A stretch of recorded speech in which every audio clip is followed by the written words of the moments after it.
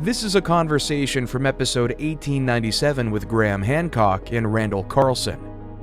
So when you're talking about the Nile and we're talking about ancient Egypt, how far back do you think that goes? Oh, I think the Nile goes back a very, very, very long way. The Nile River system 12,500 years ago looked much the same as it does today. Actually, Africa suffered much less from sea level rise than many other continents. The Nile River system was pretty much 12,500 years ago the way that it is today.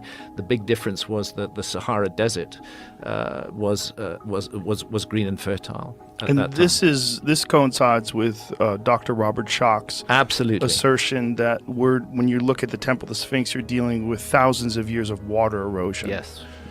And the last time there was water like that in the Nile Valley was when? The last time you had the water erosion like that in the Nile Valley was precisely during the Younger Dryas. The Younger Dryas was a period of extremely heavy rains in Africa, and it's rainfall, it's erosion caused by heavy rains that is the enigma on the Great Sphinx. We're not saying that there was a flood came over the Great Sphinx. What Robert Schock is saying, and what his evidence clearly demonstrates, is that we're looking at what's called precipitation-induced weathering that was caused by exposure to about 1,000 years of extremely heavy rainfall. And Dr. Robert Schock puts that 1,000 years precisely in the Younger Dryas period.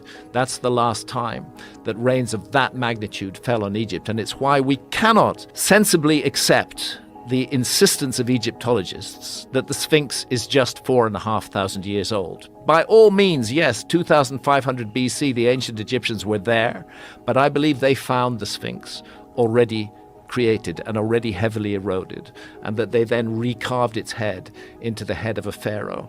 And that head, as Robert Schock and others have pointed out, is way too small in relation to the body. That makes sense if it was a heavily eroded lion head, which was then later cut down into the head of a pharaoh. The geology speaks to the original Sphinx being more than 12,000 years old.